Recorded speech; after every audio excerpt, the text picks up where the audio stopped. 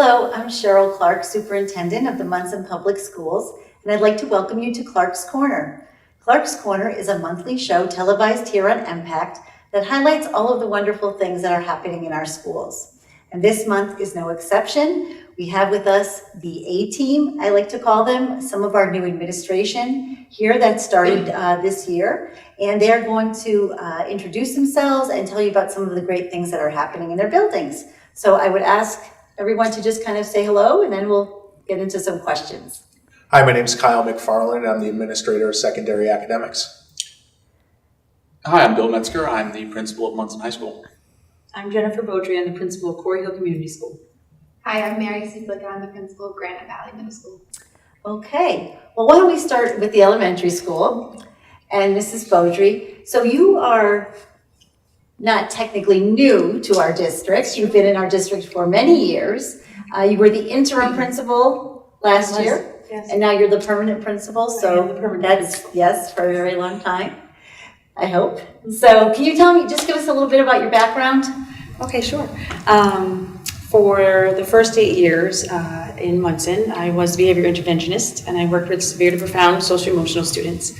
And then I moved up to the assistant principal for 4 years. And then last year, I worked as the interim principal here. And this year, I'm the permanent principal, as my kindergartners called me. The permanent principal, right? They say hello for me. Yes, and I remember when I announced to everyone that you were the permanent principal, I got up on a milk crate and called the whole entire school to the lobby and announced it to students and staff, and they all clapped and there were tears of joy, so that was really wonderful. It's great. And Mary, how about you? Can you tell us a little bit about yourself? Sure. So again, I'm Mary Seeblick, principal of Granite Valley Middle School, and I've worked in middle education for 10 years now. I was a classroom teacher. My subject was math, and then I moved into administration 3 years ago, so I'm in my 4th year. I was a vice principal of a middle school, and I was also the math coordinator for the district. And I worked in classrooms, grades K through 8, working with teachers and students on math curriculum. And Bill? Sure, again, I'm Bill Metzger, principal of Monson High School, and education actually is a second career for me. I started out in public policy, where I developed an interest in educational issues. I became a social studies teacher at Minnetonka Regional High School, where I also coached lacrosse. Most recently, I was the vice principal of Southwick Tolland Regional High School, and was fortunate enough to meet Mrs. Clarke last spring and accepted her offer to become the principal of Monson High School. Yay! And Kyle? Again, my name is Kyle McFarland, the Administrator of Secondary Academics. I took a different path. I'm actually from upstate New York, born and raised in Lake George. I was a science teacher in middle and high school for 10 years. And then my administrative career took me from upstate New York to central New York, where I was a principal for 2 years at Sherburne-Earlville High School. And if you know where that is, congratulations. I don't even know if I still know where it is. And then I went to Springfield College, so that's why I have the love for this area, and I always wanted to get back. So luckily, Well, you are.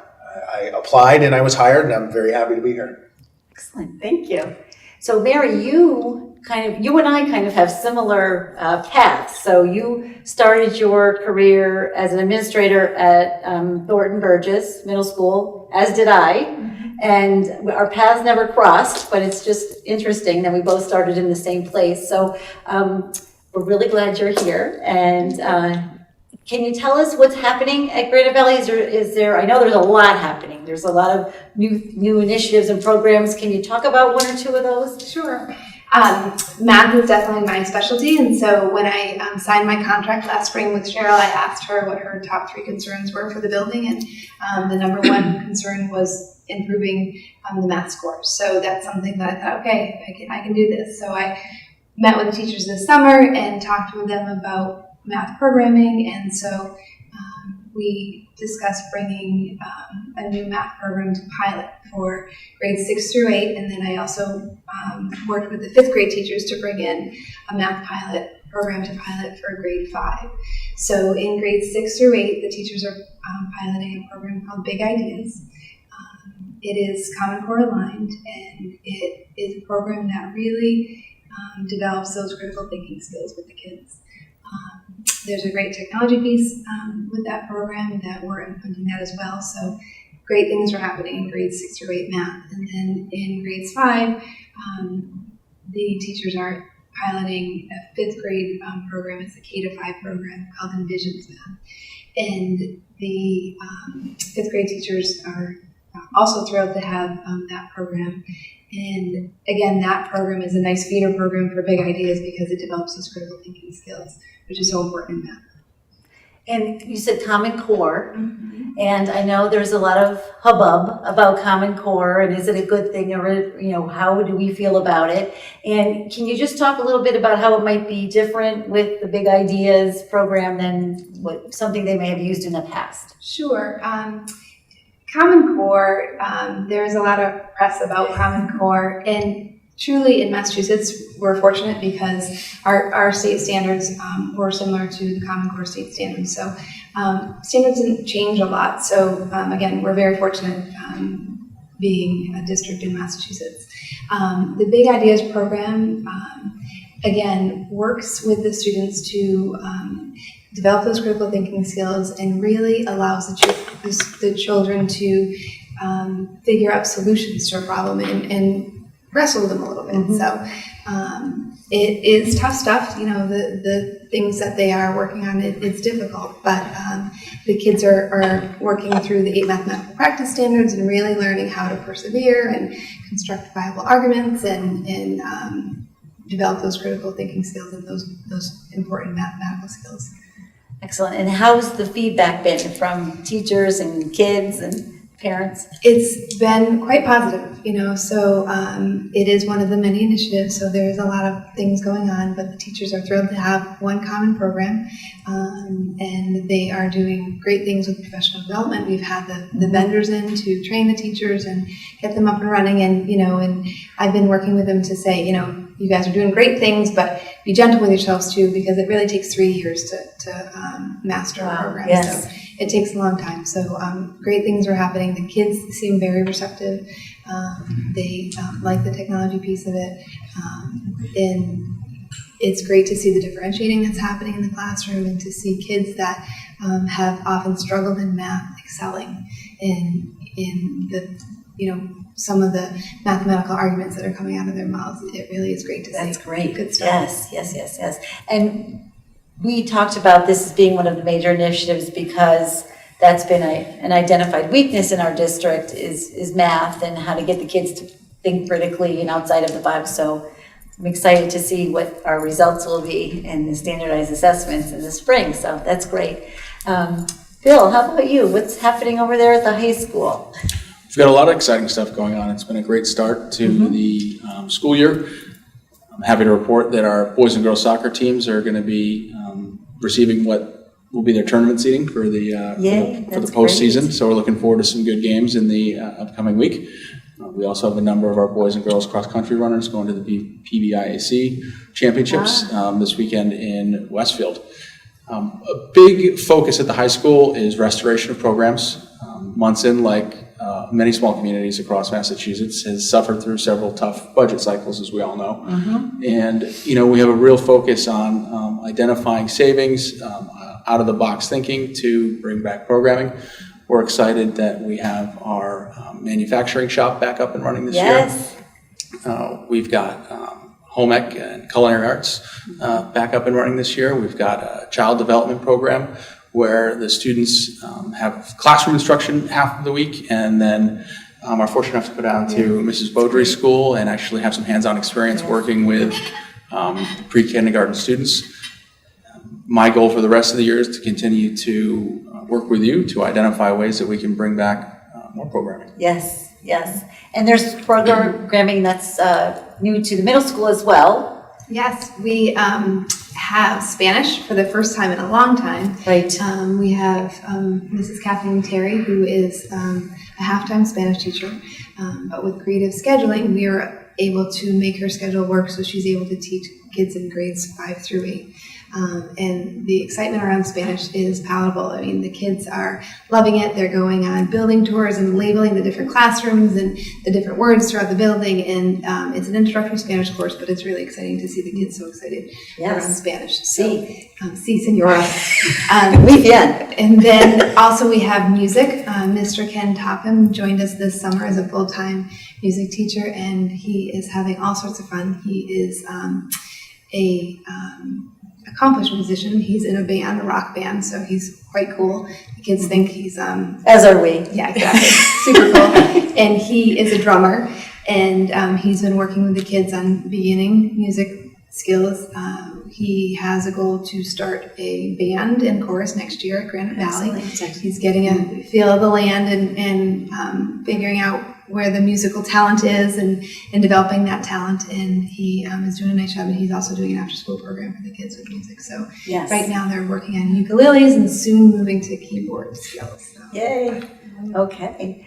Thank you. And Mrs. Beaudry? Yes. Well, besides the piloting of the Envision Math, which I just wanted to add, I was with a 3rd grade student today, and they were working on some of the hands-on games and things to Envision Math pilot, and he looked right at me and said, I just want to let you know, Mrs. Beaudry, this Envision Math, the people who made this, it's amazing. It's amazing. I'm loving this. And I said, thank you for that feedback. I'll make sure I give that to them. So it's really making a difference, and they love it. And having the child development class in our school is it's a lot of fun watching the high schoolers interact with our preschoolers and getting a piece of that. But this year, one of the big pieces for us was technology. As you know, we're a little behind in our building. Right, I always say it was like this 1970s. I was looking for disco balls in some of the classrooms because it was so dated. Yes. As much as I would love a disco ball. Yes, I know. But I'll put that down. Gratefully, through Mrs. Clarke's support, the Pete Monson PTSA, the Town of Monson Savings, Adams IGA, and donations to the community, we were able to get 17 Mimeos, document cameras, and some Chromebooks this year. And we were able to then also add a program, which is a special, our technology teacher. So now we have a special, which is technology, and she supports staff with using the Mimeos. She supports our students. They're learning how to be digital citizens, and actually super digital citizens. Oh. And so that's amazing to watch her talk to the kids, and they're 1st through 4th right now about using the internet and things that kids do know. Important. Yeah, and things they don't know. And watching the students respond to the interactive boards has been amazing. So that's what a Mimeo board is. You can use it just as a regular projector. You can also use it as an interactive board. So today, one of my 1st grade teachers was doing a lesson on antonyms. So they had different words here, and then you had to move them up and to another word up here, to another match. So the kids are touching the board. Yeah, they have a little pen, and they take it's a stylus, and they take the stylus and they can touch the word and they can drag it up to the other word. And when they find a match, a frog appears and eats them. The kids are like, whoa, all excited. Awesome. Yeah, they just love that. they love that. And then in 1st grade, we have a program called Brain Pop Junior, and they can call up different quizzes and interactive pieces on there. Also, so we have 2nd grade who has pen pals, and they're going to be Skyping with those pen pals, so you can use it for that as well. And so we have teachers who they do attendance. Student comes in, takes the stylus, and a door of the house or the window will open, and they are right. So that's great. Been just absolutely amazing. It's really helped us with our rigor and it's engagement. Nice because the 3 schools are kind of the high school kids are going to you, and then the middle school. They're working on the math, and then we'll talk to you in a second, Mr. McFarland, when you're kind of bringing it all together, and it's just so great. I mean, I've often said this. I walk into the high school, and I either smell wood shavings, which is great, or I smell something cooking, which hasn't happened in my 10 and a half years in the district, and to walk into the middle school and see, La Oficina and all the Spanish words, and the kids are telling me, all the body parts in Spanish, arms and legs, and then the technology, of course, is just amazing. So it was funny yesterday. One of the kindergarten students said, They are rearranging our whole room. She was so worried about it because all of the board being there, but they love it now. So, I mean, that it's there and that they're going to get to work with it. So speaking of technology, Kyle, I know a lot of your role has kind of morphed into a heavy technology focus and parent communication. And so can you talk a little bit about what you've been working on? Sure. Some of the things I've been working on, we implemented a new student management system this summer. And the student management system is the backbone of what we do in the district. That's the database. That is where we keep everything. And if that's not strong, then that really hurts a school. And we have all been working since basically July 1st to get that up and functional. And it has allowed us to do several things that have not been present in the capacity that we're doing them now. The teachers have full online grade books that are available wherever there's an internet connection. With wireless being rolled out in many of the buildings, they have the ability to do grades if they have a tablet or a laptop, not sitting at their computer. So that's important. So if they're walking around the room, they can be giving that feedback, and it saves them time eventually. One of the big things that we added this year was we added the parent portals or the plus portals. And we, as an A team, we all talked about how can we strengthen that communication with home, with all parties. And what the plus portals allows the teachers to do is any parent in the middle and high school right now can log in and see their children's grades, assignments, announcements, anything demographic information. Unfortunately, if there was a discipline problem, that would be there too. But they have real-time access to this. And the district did have something like this previously, but it wasn't live or real-time. It was something that occurred. It didn't really work. And it didn't really work.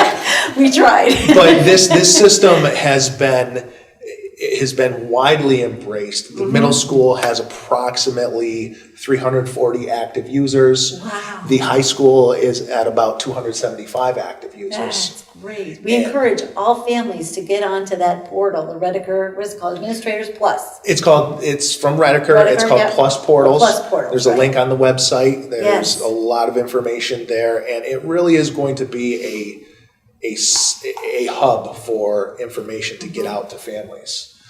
And along with technology, we have been starting to identify places of where we can start to get rid of the disco balls, although I would like to put one up in a couple spots too, that would be fun. But we've really started to look at creating a very comprehensive technology plan that will map out what the vision and the mission of the Monson School District is, but with a technology focus. And we are going to be looking at how can we be fiscally responsible with what we need and what we have, but giving the students and the teachers the technology that they need to become those 21st century learners. Right. And so that's a big undertaking that will take a lot through this year. But it does go beyond that with technology. We have been doing more with data, I believe, than has ever been done, even though data has always been used. It's being used more to almost create plans for each student. You've created a structure where the principals are there, and then there's a few other layers of support for them that takes some of the things that a typical principal would be asked to do, and that's been shifted. So it's creating a team where more things are being able to happen more efficiently. And I think that's very important. We just today with the 8th grade team, we started to talk about pieces of data that they've said we wish we would have had these years ago. And when you hear that from the teachers, that's very encouraging because that's going to drive the instruction. Right, and they're receptive to it and they want more. That's They certainly want more. And giving some of the data to the elementary school. They're starting to see it as well. And the high school, it's the same. They want more. They want more, and they want the guidance with the data. And I think that's the big piece that we're all offering to them as well. Yeah, excellent. Great. And I know that safety is kind of been another, not kind of, it has been another focus for us. We have a big training coming up next Tuesday, Alice. Mrs. Beaudry, you and I went to the training last year, and now we are certified trainers. So we'll be training the entire district next Tuesday in Alice. And Alice is an acronym that stands for Alert, Lockdown, Inform, Counter, and Evacuate. And it's a whole new approach to what should happen if, that's the worst case scenario, that an armed intruder gets into our schools. So, can you just talk briefly about that, Jen? Sure. It's definitely a different thought process. In the past, our response has always been, we would call it a code red, and it would be a kind of stay in place, a stay put kind of protocol where we would go to a far end of a room and stay no matter what. And with that, through the Alice training, now it's if there is an active shooter or someone that is of any type of danger in your building, your first thing is to get out or fight back. And that's a different mindset for us in our school. And when I talk to staff, I was saying when I talk to staff, they're like, great, because that makes sense. It makes sense. And we got to live that dream during the training. They had us role play. They broke us up into classrooms. And you will next week. Yes. Live that dream. Yes. And so we got to show them, we had to model our current practice, and then they did an active shooter situation. I was not a big fan of that. No. Because you can hear them coming and you can't move because that's our protocol. And then they teach you the new protocol, and it's just a little more empowering. And it's proactive. Common sense rules. Right. So I think it's fantastic. If, our former method was to everybody get in the corner and in a little ball and stay there no matter what. And the new philosophy is that if you know that someone's at the other end of the building and you can get out, get out. In any way. Yes, in any way you can, yes. And so we will be running drills next Tuesday with our fine administrators and our staff. And we invited everyone, substitutes and service providers and cafeteria workers, transportation, right, anybody who's involved in the school. So that's very exciting. I'm excited and they're excited too.